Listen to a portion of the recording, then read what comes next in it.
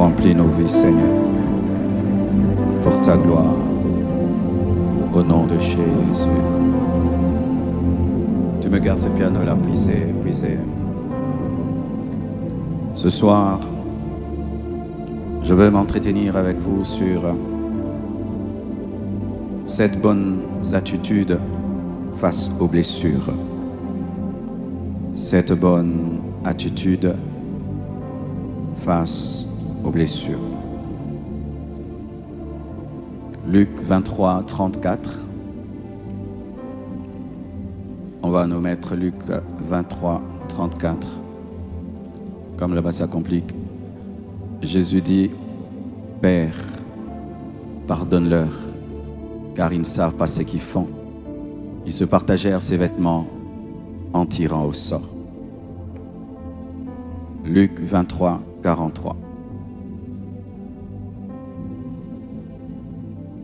Jésus lui répondit, je te le dis en vérité, aujourd'hui tu seras avec moi dans le paradis. Jean 19, 26 à 27. Jésus, voyant sa mère, et auprès d'elle le disciple qui l'aimait, dit à sa mère, Femme, voilà ton fils. Puis il dit au disciple, voilà ta mère. Et dès ce moment, le disciple l'a pris chez lui. Matthieu 27, 46.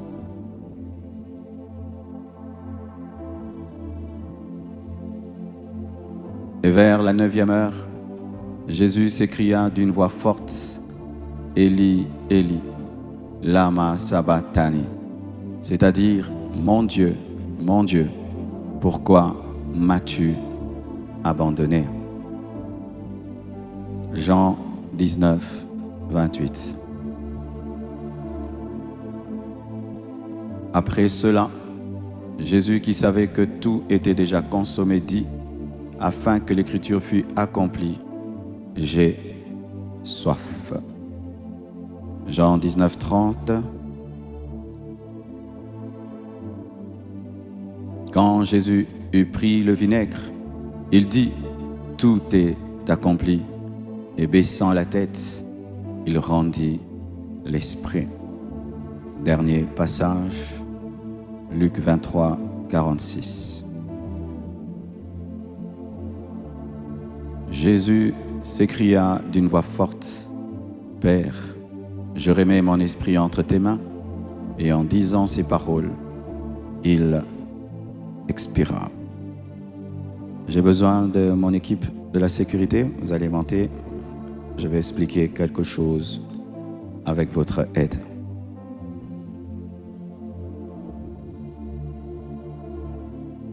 Cette bonne attitude face aux blessures.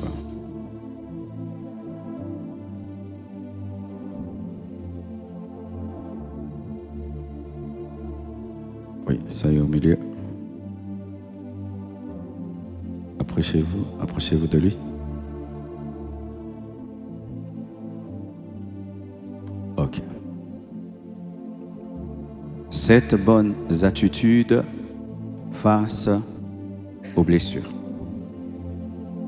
Ce thème révèle que tu auras des blessures. Personne n'est à l'abri des blessures. Penser que tu ne seras jamais blessé dans ta vie est une grave erreur. Car la vie nous réserve des surprises. Réglez-moi ce bruit-là. La vie nous réserve des surprises. Ainsi, en tant qu'enseignant, je dois te préparer aux blessures, mais pas pour que les blessures t'anéantissent, mais pour que tu puisses en sortir victorieux. Alléluia. Pour ceux qui sont lecteurs de la parole, vous avez compris que j'ai lu les 7 paroles de Jésus-Christ à la croix. Tout ce qu'on a lu, c'était 7 paroles de Jésus-Christ à la croix. Lorsque Jésus-Christ était à la fin de sa vie, il a prononcé cette parole. Père, pardonne-leur car ils ne savent pas ce qu'ils font. Aujourd'hui, moi et toi, nous serons au paradis. J'ai soif. Père, Père, pourquoi m'as-tu abandonné? Mère, voici ton fils. Fils, voici ta mère. Tout est accompli. Père, entre tes mains, j'abandonne mon esprit. Lorsque celui qui est appelé la parole de Dieu prononce cette dernière parole avant de mourir, et vous savez que le chiffre 7, c'est le chiffre de la perfection, il faut savoir qu'il y a un grand enseignement dans les 7 paroles de Jésus. J'ai déjà enseigné dessus, mais aujourd'hui je vais en parler sous l'angle des blessures intérieures. 7 bonnes attitudes. Parce qu'il y a des mauvaises attitudes quand tu es blessé. Mais 7 bonnes attitudes face aux blessures. Mon frère symbolise Jésus-Christ de Nazareth. Nous savons tous que Jésus-Christ a été crucifié. Sa main droite a été crucifiée. Sa main gauche a été crucifiée. Et ses pieds ont reçu un clou.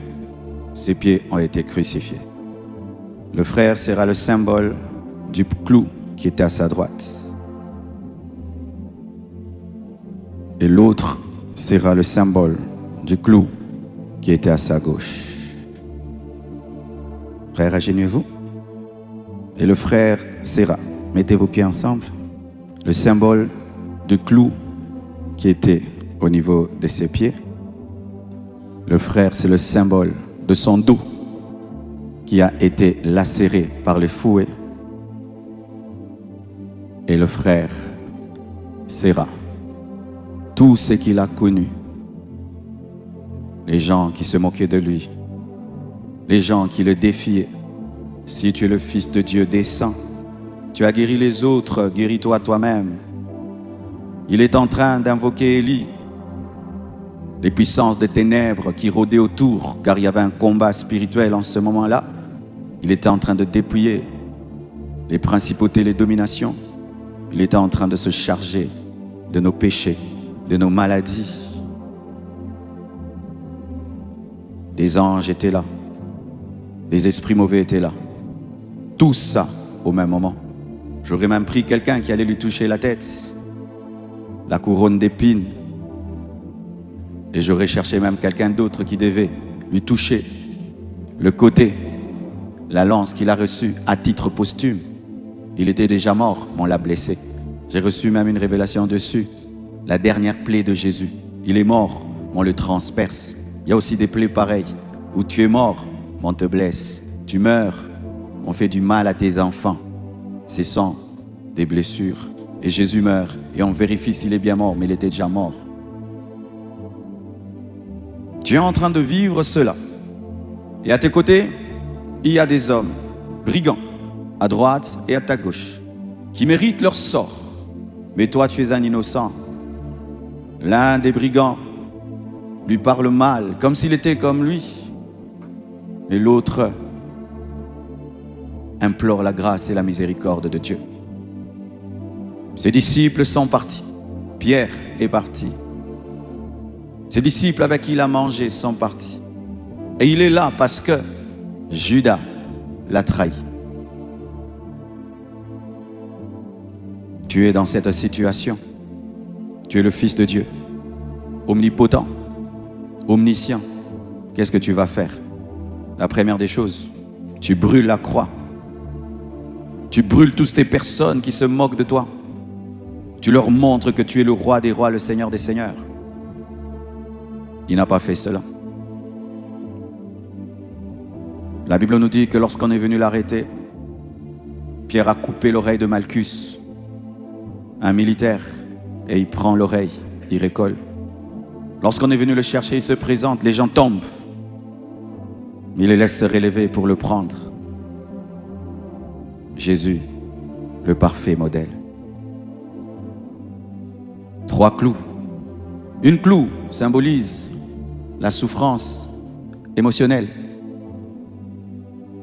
Un autre clou symbolise la souffrance physique. Un autre clou symbolise la souffrance spirituelle. Il a souffert physiquement, il a eu vraiment mal. Jésus ne faisait pas du théâtre, il avait mal au corps. Il étouffait, agonisait à la croix. Lorsque quelqu'un est crucifié, il étouffe. La pesanteur attire son corps vers le bas et il est tenu par des clous. C'est pourquoi souvent quand on nous dessine les crucifiés, ils ont un torse bombé. Pourquoi? Ils recherchent la respiration et tout ton corps descend, mais c'est tenu par des clous. Les crucifiés luttent à trouver de l'équilibre sur des clous. Le sang gicle de sa tête.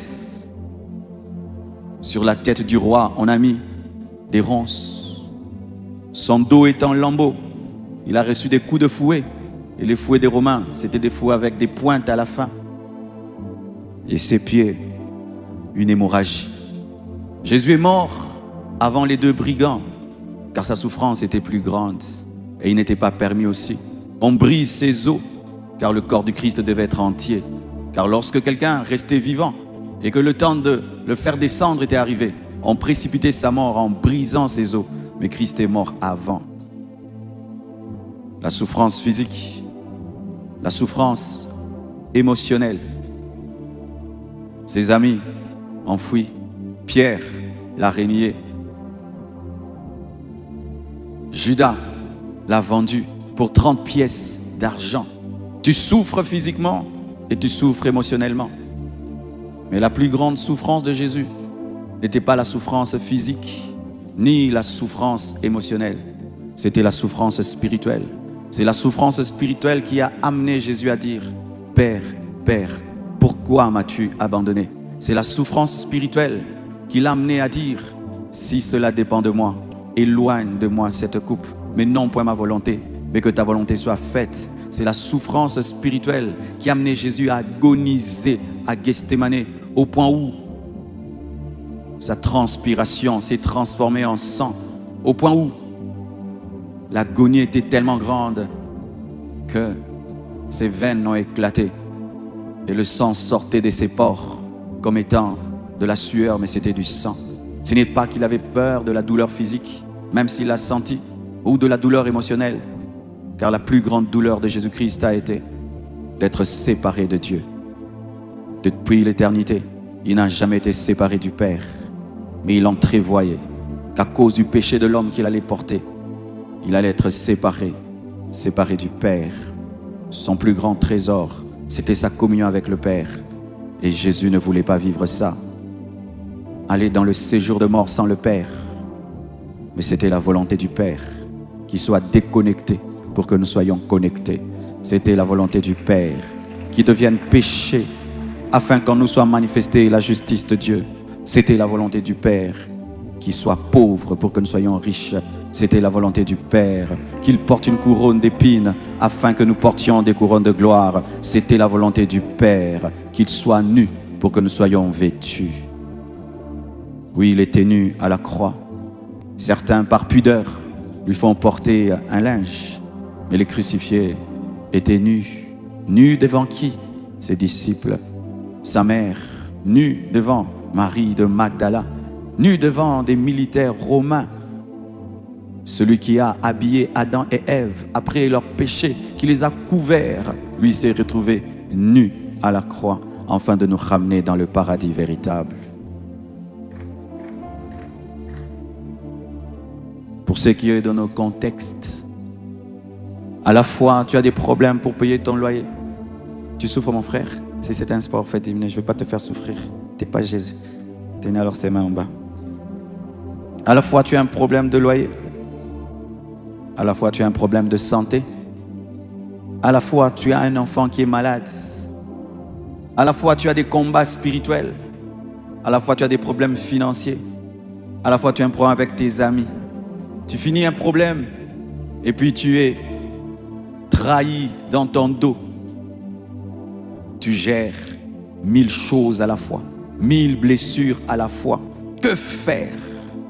Car certains n'ont pas une blessure, n'ont pas deux, ils en ont 10, ils en ont 20, ils en ont 30. Comment faire lorsque tu es blessé? Alors que nous sommes en train de clôturer ce programme, si tu vas oublier tout ce que j'ai enseigné, n'oublie pas ce que je veux te dire aujourd'hui.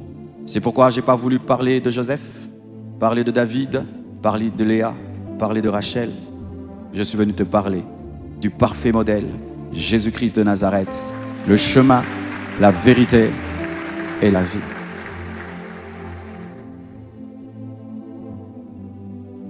Voici la première bonne attitude. Lorsque tu traverses des moments difficiles, lorsque tu es blessé, pardonne. Pardonne. Pardonne. Ce n'est pas un hasard que Père, pardonne-leur, car ils ne savent pas ce qu'ils font. Sois et ait été la première parole, car c'est elle qui permet toutes les autres paroles. Car celui qui ne dit pas Père, pardonne-leur, car ils ne savent pas ce qu'ils font, ne peut pas dire Fils, voici ta mère, mère, voici ton fils, et ne peut dire tout est accompli. Le pardon. Jésus a pardonné l'impardonnable. Jésus a pardonné l'impardonnable. Il est venu nous sauver, mais nous l'avons tué. Mais malgré ça, il a dit, Père, pardonne-leur, car ils ne savent pas ce qu'ils font. Ne savait-il pas qu'il tuait un homme? Il le savait. Ne savait-il pas qu'il tuait un prédicateur? Il le savait. Pourquoi Jésus dit, car ils ne savent pas ce qu'ils font? En soi, il a dit, Père, ne tiens pas compte de leur ignorance présente. Ils ne savent pas qui je suis. Si tu veux pardonner un homme, accorde-lui, considérer l'humanité. Il a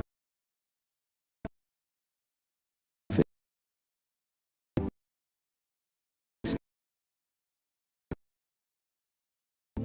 Que celui qui te blesse est malade, car le jour qui sera guéri, il te présentera des excuses.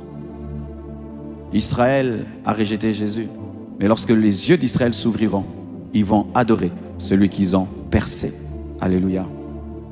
La première bonne attitude quand tu es blessé, vérifie si tu as pardonné. Pardonner, on dit que c'est oublier, mais pas toujours. Je peux me souvenir, mais je n'ai plus mal. Tu peux te souvenir, mais tu n'as plus mal. Comme une cicatrice ancienne. J'ai une cicatrice là. Chaque fois que je la vois, je me souviens quand j'étais un enfant. J'étais blessé lorsque je roulais avec un vélo la nuit. Et un fil barbelé était là sur la route, je ne l'avais pas vu. Il m'a fait tomber du vélo. Vous voyez, j'en parle, mais j'ai pas mal. Et si je vois, je me souviens, mais j'ai pas mal. Des fois, tu te souviendras. Des fois aussi, tu oublieras. Mais que tu te souviennes ou que tu oublies, l'essentiel, ce n'est plus avoir mal. Pardonne. Même si c'est un violeur, pardonne. Nous avons entendu ici des témoignages hier.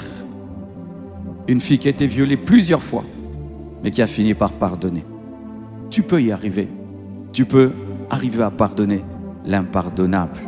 Où tu n'as pas de rancune, tu n'as pas de haine. Alléluia. Père, pardonne-leur, car ils ne savent pas ce qu'ils font. Mon frère qui est à genoux, toi tu peux aussi te tenir debout, tu vas avoir mal. Deuxièmement, moi et toi aujourd'hui nous serons au paradis. Tu es en train de souffrir à la croix, mais tu es en train d'annoncer à quelqu'un qui est dans la même condition que toi, le paradis. Voici la deuxième bonne attitude. Même si tu es à la croix, vois le paradis. Même si tu es à la croix, vois le paradis. Va au-delà de ta douleur. Vois au-delà de ta douleur. Il y a de l'espérance. Tu en sortiras, le paradis. Que la croix ne t'amène pas à oublier le paradis. Tu t'en sortiras. Tu t'en sortiras.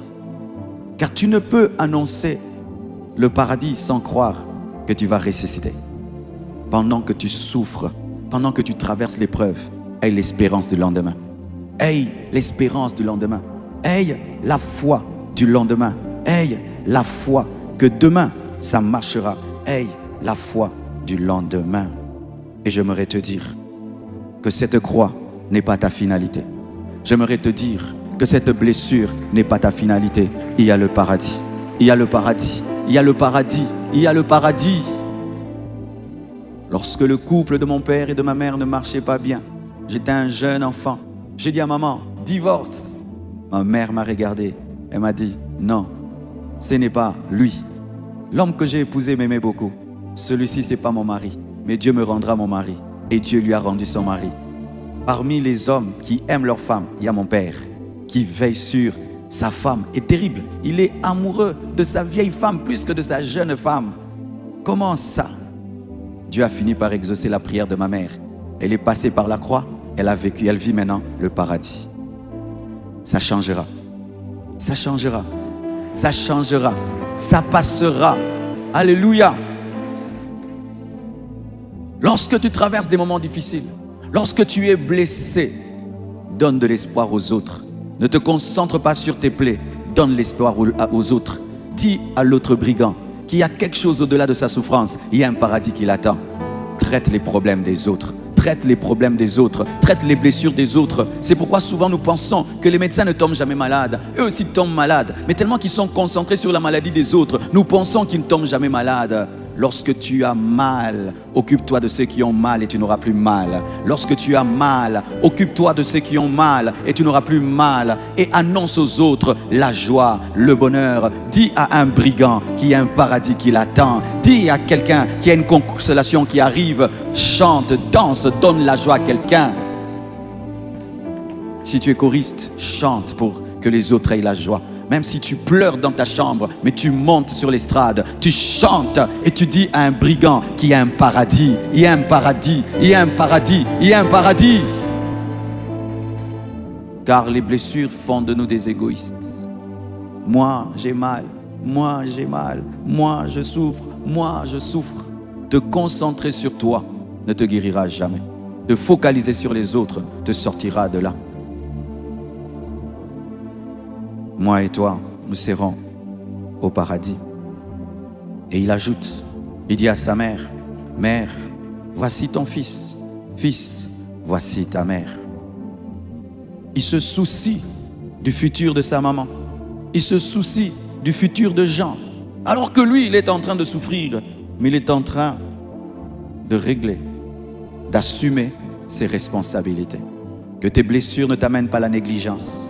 Que tes blessures ne t'amènent pas à l'insensibilité. Que tes blessures ne t'amènent pas à mal faire les choses. Mais malgré tes blessures, continue ton travail. Va au travail, va étudier. Prends soin de tes enfants, prends soin de ta femme, prends soin de ton mari. Assume tes responsabilités. Viens servir Dieu dans ton département. Continue à prendre soin de gens. Continue à prendre soin de Marie. Même si tu as la croix, même si tu as mal à la main, même si tu as mal aux pieds, même si tu as mal à la tête, même si tu as mal au dos, même s'il y a le sang partout. Mais continue à prendre soin de Marie. Prends soin de Jean. Continue. Ne t'arrête pas parce que tu souffres. Ne t'arrête pas parce que tu souffres. Si tu es en train de construire une maison, finis ta maison. Si tu es en train d'étudier, aie ton master. Si tu veux te marier, marie-toi. Va jusqu'au bout. Ne t'arrête pas. Jésus continue, malgré qu'il est à la croix. Car la douleur, la blessure, nous trompe souvent et nous fait croire que nous avons le droit d'échouer. Tu es blessé et tu ajoutes l'échec. Tu seras blessé 2 fois. Tu dois réussir. Ainsi même le succès sera ta consolation. Ne te permets pas d'échouer à l'école parce que tu es blessé. Tu vas pleurer ton échec et tu vas pleurer tes blessures. Malgré qu'il est à la croix. Maman, maman, Marie, je m'en vais, mais tu ne seras pas seul. Mon disciple prendra soin de toi. Jean, tu dormais sur ma poitrine. Je sais que je vais te manquer, mais je te confie à ma maman. Tu ne peux pas faire ça si tu es un égoïste. Il faut que tu arrives à t'oublier pour que tu puisses t'occuper de gens qui ne sont pas crucifiés, mais qui ont d'autres problèmes. Même s'ils ne sont pas crucifiés, ils ont peur, ils ont le doute, ils ne savent pas quel sera leur avenir. Occupe-toi d'eux, parce que là où toi tu es blessé et on pense que tu es le seul à souffrir, eux ils ont aussi d'autres souffrances. J'aimerais te dire que tu n'es pas le seul à souffrir. Il y a aussi Marie qui pleure, il y a aussi Marie qui pleure, il y a aussi Marie qui pleure, qui te pleure. Tu n'es pas le seul à souffrir. Tu n'es pas le seul à souffrir sur la terre. Tu n'es pas le seul à avoir mal sur la terre. Jésus savait que sa mère avait mal, car même une prophétie a été donnée sur Marie disant qu'une flèche te transpercera. La mort de Jésus-Christ a été une flèche pour Marie. C'est vrai qu'il était à la croix, Mais il y avait quelqu'un aussi qui avait mal. Une femme qui l'avait porté pendant 9 mois. Une femme qui savait que c'était un enfant extraordinaire et qui voit son fils extraordinaire agoniser sur la croix. Imagine ton fils aîné sur une croix, nu, en train de suffoquer. Toi, tu es la maman, tu regardes. La douleur de Marie était grande et Jésus savait que Marie souffrait. C'est pourquoi il a confié Marie aux disciples qu'il aimait le plus. Ta douleur a fait de toi un égoïste. Moi, je souffre, moi. Tu ne guériras jamais. Tu ne guériras jamais. Prends soin des autres. Ta douleur a fait de toi un homme négligent. Tu te négliges. Tu es devenu malpropre. Tu es devenu sale. Quand on va chez toi à la maison, c'est lugubre. Tes toiles d'araignée et tout. Tu es en train d'empirer ta situation. Va nettoyer ta maison. Va changer les draps. Va changer les draps. Parfume ta maison. Change la peinture. Change les meubles. Alléluia. Change la décoration. Mets une décoration de joie. Alléluia. Change cela. Et c'est parmi les conseils qu'on donne même aux personnes qui ont perdu un être cher. Transformer l'endroit et enlever tout ce qui te ramène dans le passé. Frères et sœurs, si tu ne fais pas ça, tu vas croire que tu es le centre du monde, alors qu'il y a plusieurs qui ont même des difficultés qui te dépassent.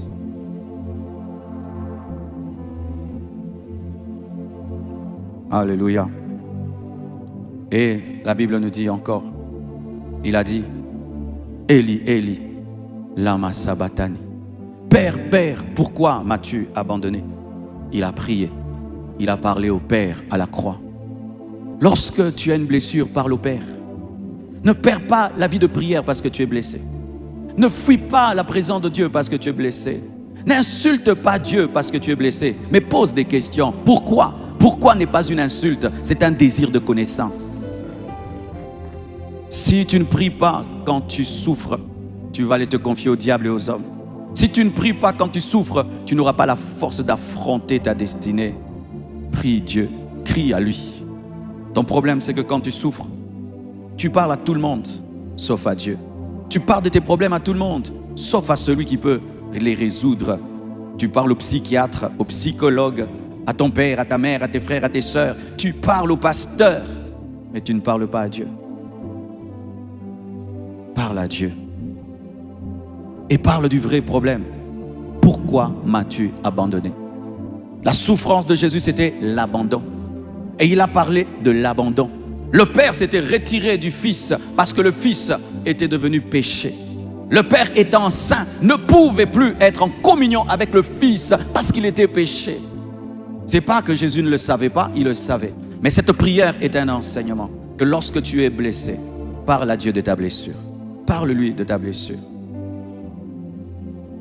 Si tu es blessé par ton apparence physique, dis à Dieu, pourquoi tu m'as crié comme ça? Il va te dire pourquoi. L'homme de Dieu, Nomac, nous a donné son témoignage.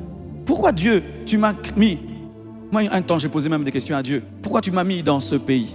J'aime beaucoup l'excellence. Je suis vraiment quelqu'un qui aime l'excellence à un niveau, vous ne pouvez pas savoir. La médiocrité me fait mal à un niveau, vous ne pouvez pas savoir.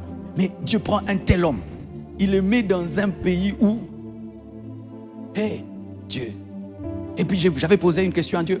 Certains disaient, Marcelo, je vois ton combat dans ta vie, ton combat dans ta vie. Les gens ne savaient pas que mon plus grand combat, c'était de rester au Congo. Mon plus grand combat, c'était de rester au Congo. Les gens pensaient que mon combat, c'est nous voyons des femmes. Non, moi, mon combat, c'était pas ça. Mon combat, c'était de rester au Congo et d'endurer. Et quand Dieu m'a révélé, il m'a répondu, pourquoi il m'a mis au Congo? J'ai été guéri. Je sais que j'ai une mission. Engendrer des chrétiens extraordinaires. Alléluia. Qui vont révolutionner. Sortir de la boue un diamant. Alléluia. Je suis en mission dans mon propre pays. Alléluia. Quand je voyage, je suis dans mon pays. Quand je reviens, je suis en mission dans mon pays. Je suis missionnaire en RDC. Je vous dis la vérité. Je suis missionnaire parmi vous. Comprendre te guérit. Pose des questions à Dieu. Quand tu perds un autre cher, prie Dieu. Pourquoi tu as pris mon frère? Prie. Pourquoi tu as pris mon mari? Pourquoi tu as pris ma femme? Pourquoi tu as pris mon papa? Pose la question. Ne pleurez pas seulement. Oh, tu pleures. Tant qu'il n'y a pas une réponse, il y aura une blessure. Et Dieu te répond. Parce que la connaissance apaise. La connaissance apaise. La connaissance apaise. La connaissance apaise. Et puis il a dit, j'ai soif. J'ai soif. Lui, l'eau de vie a soif. Lui qui a marché sur l'eau dit, j'ai soif. Lui qui a multiplié les pains et les poissons dit, j'ai soif. Lui qui a créé l'eau dit, j'ai soif. Ne pouvait-il pas aspirer l'eau à distance? Et quand il demande l'eau, on lui donne le vinaigre qu'on appelle posca. Posca. Posca, c'est le breuvage des soldats romains. Les soldats romains buvaient une eau mélangée au vinaigre. Le fait qu'ils se déplaçaient beaucoup, ils ne pouvaient pas avoir une eau pure. Elle s'infectait facilement. Mais lorsqu'ils mélangeaient l'eau avec le vinaigre, ça se gardait longtemps. Et ça avait aussi un pouvoir déshydratant, mais aussi désinfectant. Lorsque Jésus demande l'eau, comme un roi qui demande l'eau, parce qu'ils ont dit qu'il était le roi des Juifs, ils ne lui ont pas donné la boisson des rois, ils lui ont donné la boisson des militaires. C'était un mépris, un mépris. Tu vas boire ce que nous buvons. On lui donna du vinaigre, mais il dit, j'ai soif. Quand tu es blessé, ne fais pas le fort, dis, j'ai soif. Ne fais pas le fort quand tu traverses des moments difficiles. Demande l'aide, demande le soutien, demande le repos, demande l'aide. Il demanda de l'eau. Mais quand tu demandes l'aide, ne demande pas à n'importe qui. Ne demande pas à des gens qui vont te donner du vinaigre, mais demande à des gens qui vont te donner de l'eau. Ceux qui devaient lui donner de l'eau avaient fui. Pierre avait fui. Et ceux qui étaient là étaient ses ennemis. Ils ont utilisé ce moment pour l'humilier davantage. Mais sache à qui tu demandes l'eau et apprends à demander l'eau. J'ai soif. Je suis le roi, mais j'ai soif. Je suis le Seigneur, mais j'ai soif. Où dis-tu que tu as soif? Où dis-tu tes problèmes? Où révèles-tu ta fragilité? À qui tu te révèles tel que tu es? À qui tu révèles tes failles et tes faiblesses? À qui tu révèles la profondeur de ta blessure? Certains ne le révèlent à personne parce qu'ils n'ont pas d'amis et même pas à Dieu. J'ai soif. Apprends à dire j'ai soif. Apprends à dire je suis triste. Apprends à dire j'ai peur. Apprends à dire je suis en colère. Apprends à dire je suis dégoûté. Enfin que Dieu puisse t'aider. Enfin qu'un frère, une sœur, ta femme, ton mari puisse t'aider. Certains même vous êtes en couple, mais vous faites le fort.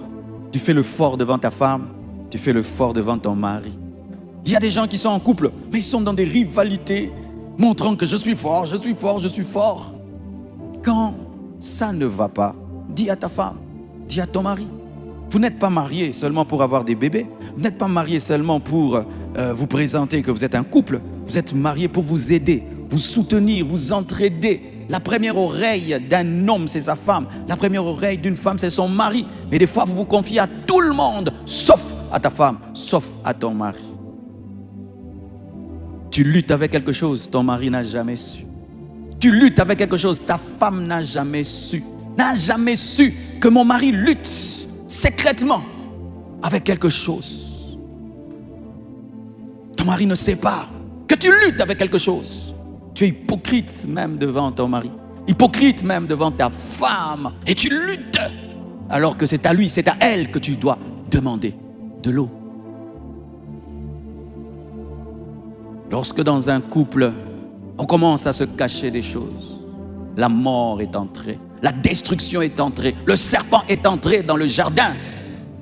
Et pire, tu caches à ton mari, mais tu vas dire à des gens qui ne t'aideront pas. Tu caches à ta femme et tu vas le dire à des amis qui vont te donner le vinaigre. À qui es-tu en train de te confier? Il te donne quoi? De l'eau ou du vinaigre? De l'eau ou du vinaigre? Les vinaigres, ce sont des mauvais conseils. Les vinaigres, c'est des gens qui ajoutent une plaie dans une plaie qui font pourrir ta blessure. Et vous devez savoir qu'il y avait déjà une prophétie. Jésus devait demander de l'eau, afin que le psaume s'accomplisse. C'est David qui parle, mais prophétiquement, il dit, je leur ai demandé de l'eau, ils m'ont donné du vinaigre. Et vous savez, même avant Quand on donne à Jésus du vinaigre, on lui avait proposé du fiel. Et le fiel, c'est un anesthésiant. On donnait le fiel aux crucifiés afin qu'ils ne sentent pas trop leur douleur. Mais Jésus a refusé de boire le fiel, mais il a accepté de boire le vinaigre. Parce que boire le vinaigre allait accomplir la parole, mais boire le fiel allait diminuer sa douleur, alors qu'il devait ressentir à 100% la douleur pour que toi, tu puisses vaincre tes douleurs. Alléluia. J'ai soif. Et puis il dit, tout est accompli. Tout est accompli. Frère, tu es à la croix, tu es nu, crucifié, tu agonises. Tout est accompli. Qu'est-ce qui est accompli? Ta honte, ton humiliation. Qu'est-ce qui est accompli? On ne voit rien. Jésus était à la croix, mais il n'était pas seulement à la croix. Il était aussi en esprit, en train de dépouiller les autorités et les dominations. Il était en esprit, en train de travailler pour ton salut. Il était en esprit, en train de travailler pour le pardon de tes péchés. Il était en esprit, en train de travailler pour que tu sois guéri. Car il est écrit que par ses meurtrissures, nous avons été guéris. Jésus-Christ n'était pas seulement à la croix. Il était dans deux dimensions. Et lorsque tu souffres, ne sois pas que dans la dimension de la souffrance. Sois aussi dans une autre dimension, la dimension spirituelle. Car il est écrit que toutes choses concourent au bien de ceux qui aiment Dieu. Toutes choses travaillent pour le bien de ceux qui aiment Dieu. La croix était en train de travailler pour le bien de Jésus-Christ. Car il est impossible qu'il porte le nom qui est élevé au-dessus de tout notre nom. S'il n'était pas crucifié, le diable avait commis une erreur. Il a crucifié Jésus. Il avait commis une erreur car il avait besoin d'être un agneau. Et un agneau doit être immolé. Donne-moi un amen. Donne-moi un amen. Lorsque tu es spirituel, tout va concourir à ton bien. Lorsqu'on te fait mal, tu deviens plus fort. Lorsqu'on te fait mal, ça t'enseigne. Lorsqu'on te fait mal, tu deviens intelligent. Tu deviens sage. Tu deviens un guerrier. Et tes traces deviennent des livres. Tes traces deviennent des livres. Tes traces deviennent des livres, tes traces deviennent des enseignements, tes traces deviennent des prédications. Donne-moi amen. L'homme qui pleure trop n'a pas le temps de lire ce que Dieu écrit. L'homme qui est concentré que sur ses blessures n'a pas le temps de voir ce que Dieu fait au-delà de la croix. L'homme qui est concentré sur ce qu'il vit n'a pas le temps de voir les dominations, les principautés qui sont vaincues. Pendant qu'on pense que tu es fixe, tu es en train d'opérer.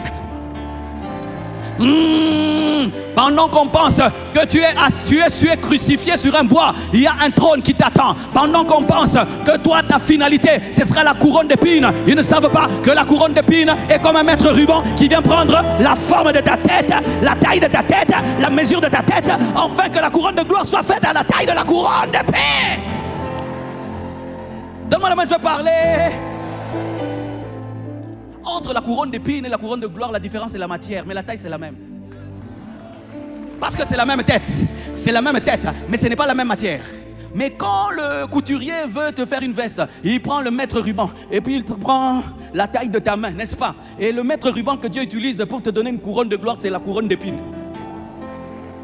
La couronne d'épines précédera toujours la couronne de gloire comme le mètre ruban précède toujours la veste. Béni soit Dieu pour la couronne d'épines. Béni soit Dieu pour la couronne d'épines. La couronne d'épines est en train de révéler la taille de ma couronne de gloire. Donne-moi un amen. Plus la couronne d'épines est grande, plus la couronne de gloire est grande. Plus ta douleur est grande, plus ton élévation est grande. Plus, tes combats seront grands, plus la dimension de ta victoire sera grande. Donne-moi l'amen. Tout est là. Tout est là. Tout est là. Aresiama. Annonce les choses qui se passent en esprit, même si rien ne change devant toi. Annonce les choses qui se passent en esprit, même si les choses sont statiques. Oui, tu es sur la croix, mais tu as le droit d'annoncer les choses. Oui, tu es sur la croix, mais tu as le droit de prévenir ce qui est en train d'arriver. Oui, tu souffres, mais dis aussi que Dieu toutes les nuits vient te visiter et que des anges sont en train de t'enseigner et que l'onction est en train de grandir sur ta vie. Donne-moi un amen. Tout est là. Tout est accompli, veut dire que Satan, tu t'es trompé. Jésus était dans l'eau, Satan voyait la tempête. Jésus a calmé la tempête parce qu'il ne devait pas être noyé. Un jour, Jésus prêche, on le pourchasse et on veut le jeter dans le ravin. Il passe entre eux parce que lui ne devait pas être un précipité. Mais quand on le met à la croix, il ne fait rien. Mais pourquoi? Tu as évité l'eau, tu as calmé la tempête, tu as marché même sur l'eau. Mais fais aussi un miracle, brûle la croix. Il reste là. c'était ce qu'il voulait. C'était l'endroit qu'il voulait. Il y avait une prophétie que la postérité de la femme écrasera la tête du serpent et le serpent devait mordre la postérité. Tu me mords, mais moi je t'écrase. Tu me mords, mais moi je t'écrase. Donc, je t'attire par le talon pour t'écraser. Je t'attire par le talon. Toi, tu poursuis mon talon. Et moi, je te donne le talon. Et tu penses qu'en me mordant, tu m'as tué. Alors que je voulais que tu me mordes pour que je te tue. Parce que moi, j'ai la capacité de ressusciter après 3 jours. Oh, tout est accompli. Le diable est tombé dans le piège. Le diable est tombé dans le piège. Le diable est tombé dans le piège. Le diable est tombé dans le piège. Le diable est tombé dans le piège. Donne-moi la main. Cela révèle quoi? Que Jésus n'avait pas une lecture naturelle du monde. Mon frère, si tu veux tarder dans tes blessures, lis la vie comme les hommes. Pour que tu sois guéri, tu dois lire la vie comme Dieu. C'est pourquoi Joseph était guéri. Il a dit, ce n'est pas vous, mais c'est Dieu qui m'a envoyé ici pour que je prenne soin de vous. Non, Joseph. Joseph, on n'a pas vu la main de Dieu. On a vu Judas, on a vu Siméon. Mais lui, derrière la main de ses ennemis, a vu la main de Dieu. Parce que lorsque Dieu veut t'élever, ce sont tes ennemis qui payent le billet pour aller en Égypte. Ce sont tes ennemis qui payent le billet pour aller en Égypte. Ce sont les ennemis qui payent le billet pour aller en Égypte. Quelle est ta lecture de ta vie? Quelle est ta lecture de ta vie? Ce que le monde est en train de dire, c'est d'entrer sur moi. Moi, j'appelle ça l'élévation. Dieu est en train de m'élever. C'est l'élévation. Car Dieu, lorsqu'il veut faire ta publicité, c'est souvent tes ennemis qui doivent parler du mal de toi. Parce que les ennemis ont plus de zèle à parler de quelqu'un que les amis. C'est une stratégie d'élévation. C'est pourquoi je suis à l'aise. Tout est accompli, tout est accompli. La Bible, ce n'est pas un livre de théorie. La Bible doit prendre chair dans ta vie. La Bible doit devenir ta réalité. La Bible doit devenir ta réalité. Tout est accompli. Mais ne finis pas avec tout est accompli. Père, entre tes mains, j'abandonne mon esprit. Père, je rentre à la maison. Père, je rentre à l'origine. Père, je te confie cette situation. Si tu veux guérir, confie ta situation à Dieu. Seigneur, je t'abandonne ce combat. Je t'abandonne ma plaie. Mon ami m'a fait ça. Seigneur, je te confie ce problème. Je t'abandonne ça. Recommande ton sort à l'Éternel. Mets en lui ta confiance et il agira. Lorsqu'on tourne vers lui le regard, on est rayonnant de joie et le visage ne se couvre pas de honte. Père, la dernière parole de Jésus, il a adressé au Père. Père, entre tes mains, j'abandonne mon esprit. Il n'a pas dit j'abandonne mon corps. Il n'a pas dit j'abandonne mon âme. Il a dit j'abandonne mon esprit. La chose la plus importante en moi, je te la confie. Car si mon esprit est dans les mains de Dieu, même si vous faites mal à mon corps, je ressusciterai. Oh, ne permets jamais à la blessure de toucher ton esprit. Ne permets jamais à la blessure de te séparer de Dieu. Ne permets jamais à la blessure de t'amener à douter de Dieu. Ne permets jamais à la blessure d'aller auprès du diable. À la croix, tu viens de dire Eli, Eli, lama sabachthani. Dieu t'a abandonné. Mais celui qui a semblé t'abandonner, tu lui abandonnes encore ta vie qu'il a abandonnée. J'ai vu ça chez les enfants. Ah, les enfants, si tu les regardes bien, quel enseignement il y a dans les enfants. Tu vas voir un enfant, tu le punis et puis il vient pleurer dans tes bras. Ça n'a pas de sens. Chez qui? Chez toi. Il vient pleurer chez papa.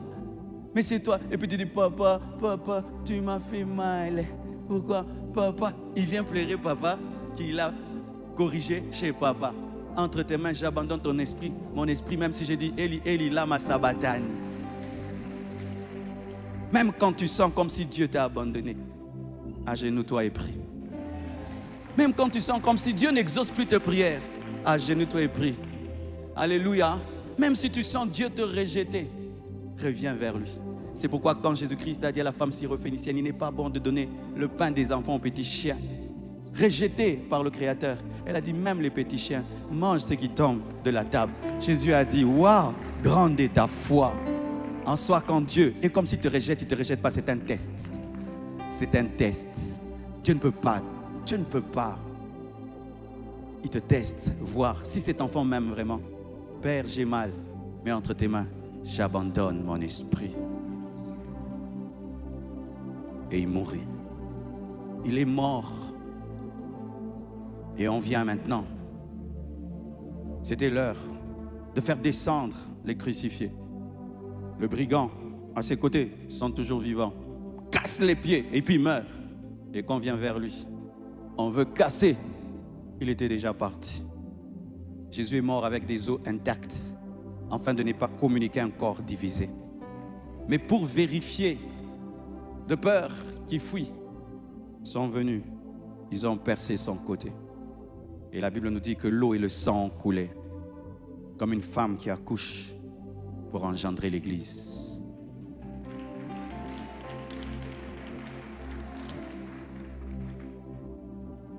Il va dans le séjour de mort. Il va libérer ceux qui étaient incrédules au temps de Noé. Il va témoigner. Il va arracher la clé du séjour de mort. On ne le voit pas, mais il est en train de travailler. Et il sort vivant 3 jours après, parce qu'il est mort sans rancune. Il est mort sans haine. Il est mort sans esprit de vengeance. La preuve, quand il retrouve Pierre, il ne le tue pas, mais il lui accorde l'opportunité de prêcher le jour de la Pentecôte. Il lui donne le micro à sa convention sur le Saint-Esprit. Pasteur Jésus. Nous tous ici, nous avons connu des blessures. Et certains même sont dedans. Mais j'aimerais te dire, si l'œuvre de la croix n'a pas vaincu Jésus, tes douleurs ne te vaincront pas. Si et seulement tu fais de lui ton modèle. Car tel il est, tel nous sommes sur cette terre. Que Dieu vous bénisse. Merci beaucoup.